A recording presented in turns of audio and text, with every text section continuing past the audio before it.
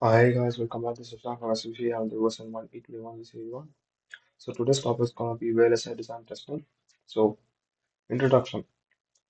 Today we will delve into the VLSI fabrication process.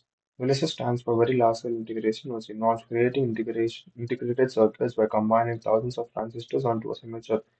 This process is the backbone of modern electronics, enabling the creation of powerful devices that drive our technology today.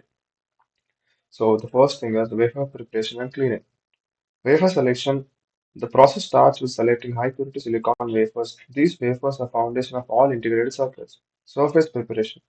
The wafers undergo cleaning and polishing to create smooth and defect-free surface. This ensures subsequent layers adhere properly. Oxidation. A thin layer of silicon dioxide is grown onto the wafer surface. This layer acts as an insulator and then protects the silicon from contamination. Pattern transfer. Photolithography is used to transfer the pattern onto the oxide layer. This defines the areas where further processing will occur. Thin film deposition technique. So here we'll look into physical vapor deposition or PVD. This involves physical transfer of material from a source to the wafer surface. Techniques include sputtering, and evaporation. The next is chemical vapor deposition or CVD. Uses chemical reactions to deposit thin films.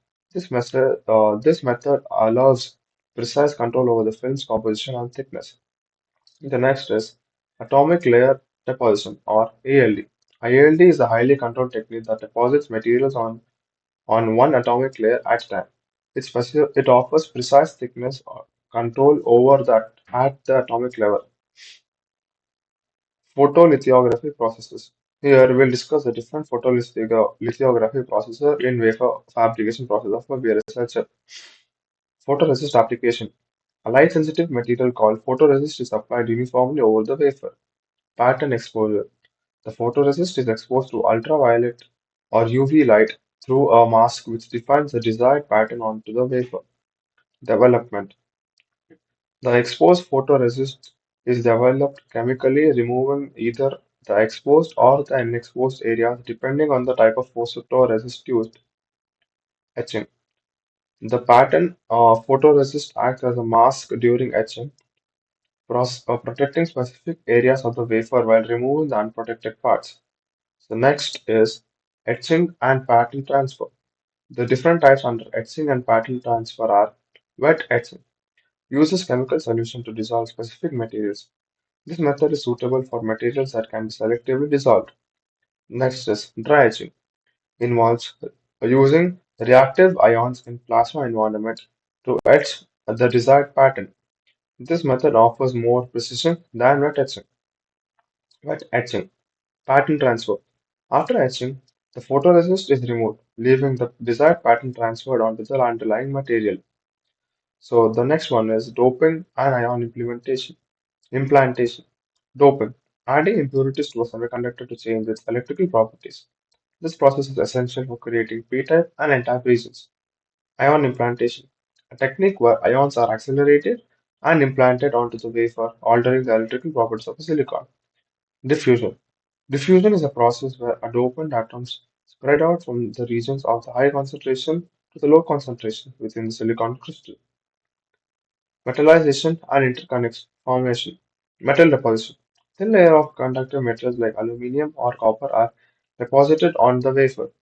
These layers form the connections between different components. Patterning.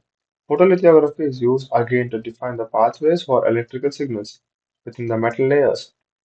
Via formation. Vias or vertical connections between the different metal layers are created using etching and deposition techniques. Interconnect formation. The pattern metal layers are etched to create the final interconnects, forming the electrical pathways that connect the various components. Packaging and testing. Packaging. The fabricated die is mounted onto a package which protects it from physical damage and provides external connections. Testing. Extensive testing ensures the functionality and reliability of the integrated circuit or IC. This includes electrical test and environmental stress weight test. Final product.